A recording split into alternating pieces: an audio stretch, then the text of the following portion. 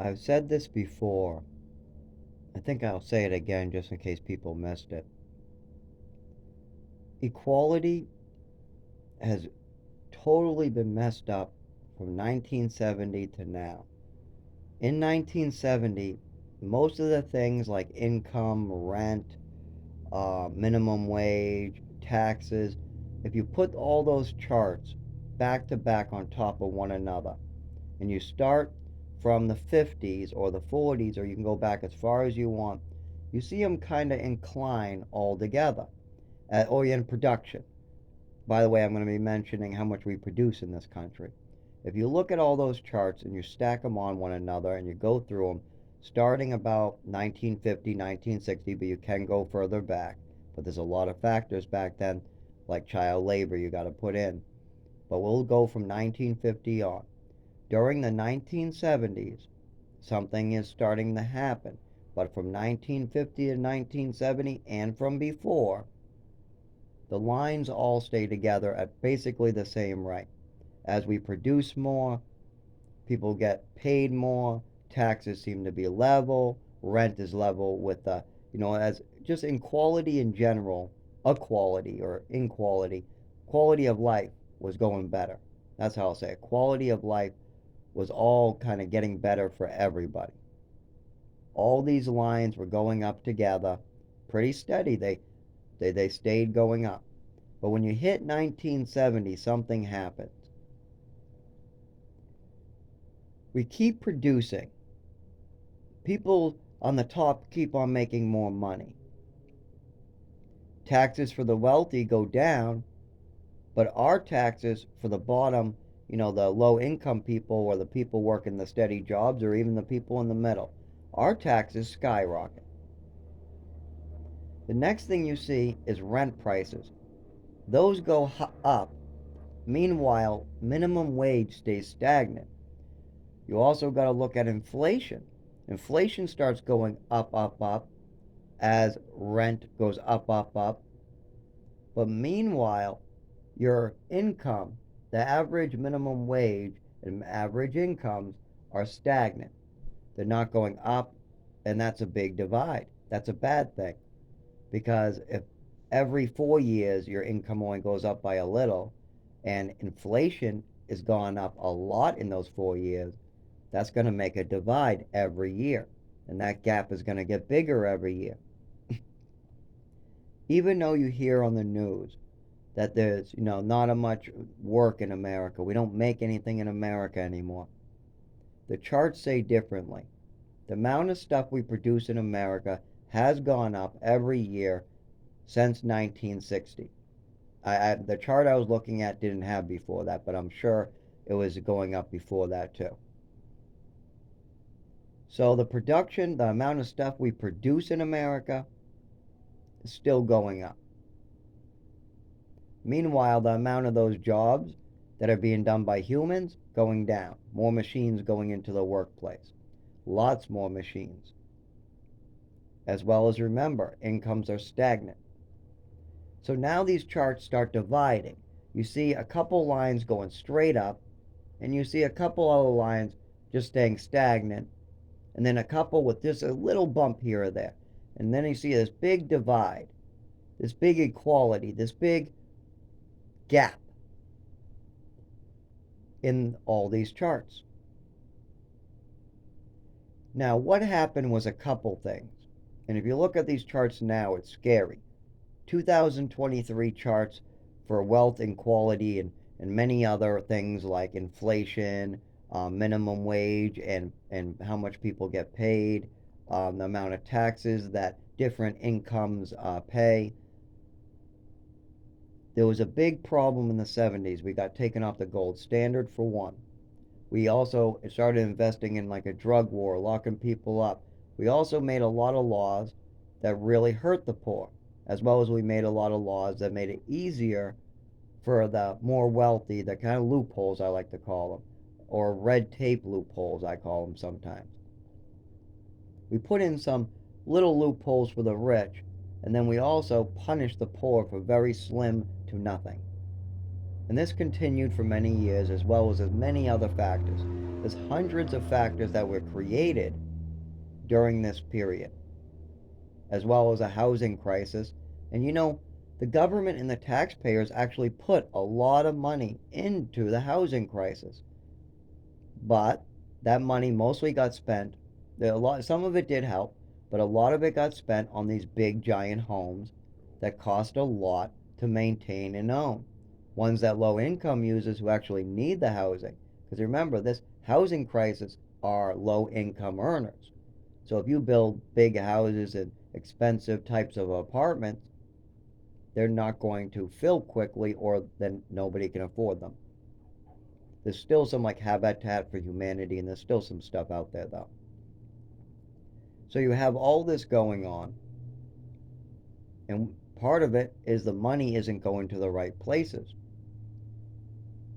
New York City, when you look at those charts, they were given in 1 year enough money to literally hand over $1,000 to each homeless person that was registered on the homeless population.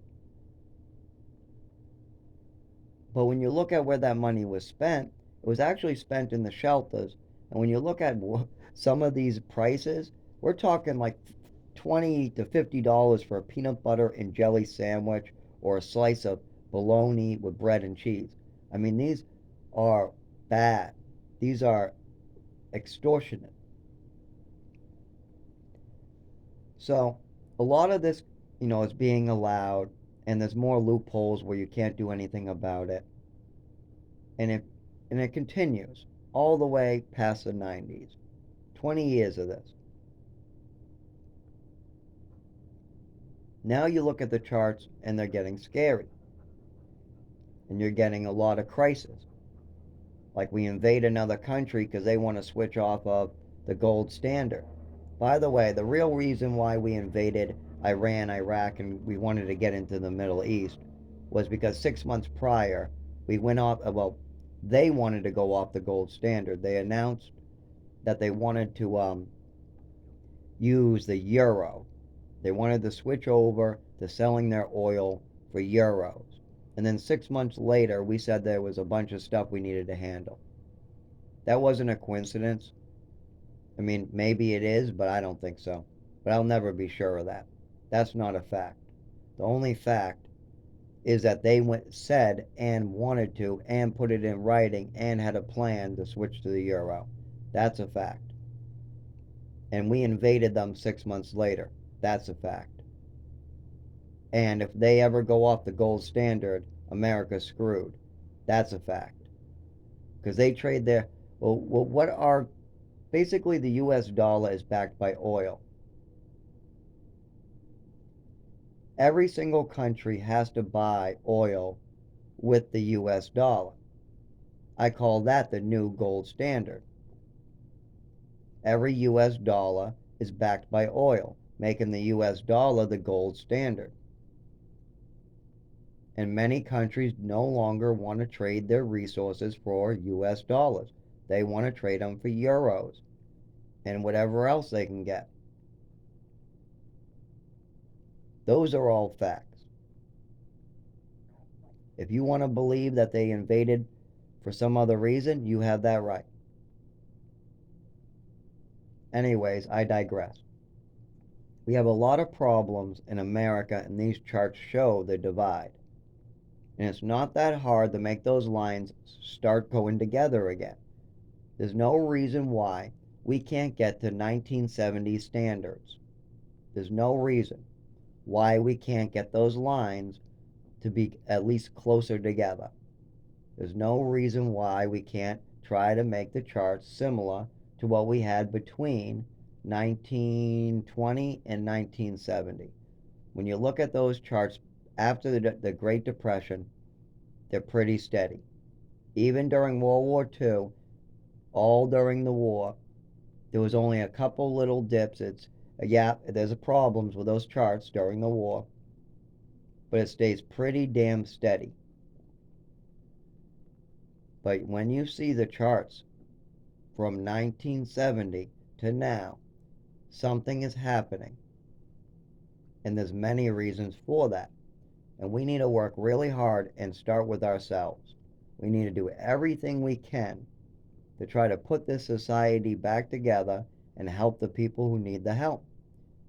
And I've been doing it my whole life. I mean, I started, I guess, as a teacher's aide for disabled children, but in the programs, and I was a good lightning rod for my family. And so there's a lot of stuff I did for people, but I guess you would say I really started making a real difference at age 16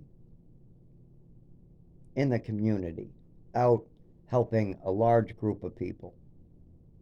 And I still do it to this day. Mostly elderly and disabled. But if you're an addict or you just need somebody to help your groceries to the car or you need somebody to move out of your apartment, I'm that guy. I had a mother once tell me that her son needs to get more friends like me because he called 10 people. Two of them said they would show up, and in the end, nobody showed up. He called me out of the blue, asked me if I would. I said, "You should have called sooner," and I showed up. I moved everything to the last minute just for a Coca Cola. And I didn't mind it one bit. I had nothing better to do that day.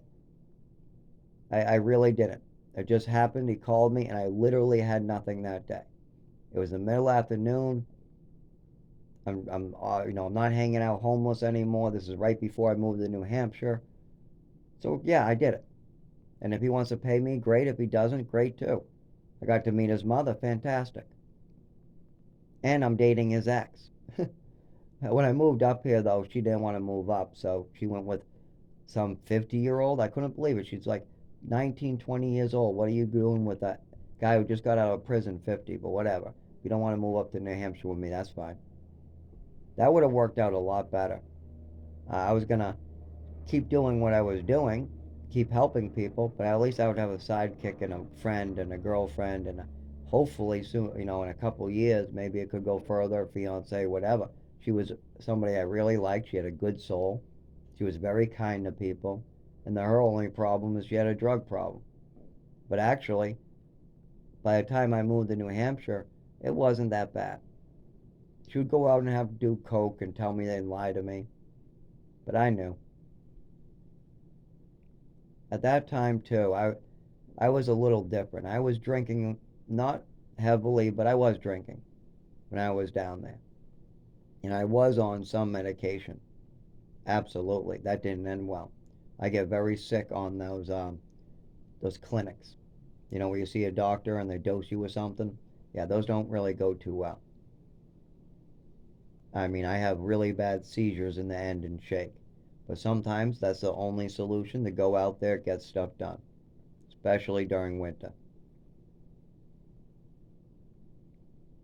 But we need to try to get more people on board with helping one another and fixing this problem.